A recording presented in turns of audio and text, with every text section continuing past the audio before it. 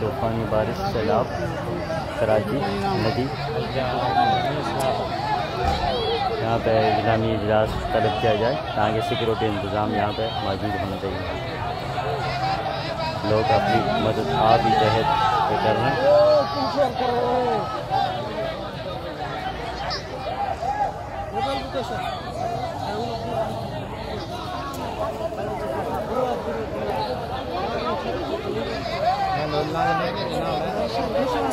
मज़े करूँ यार का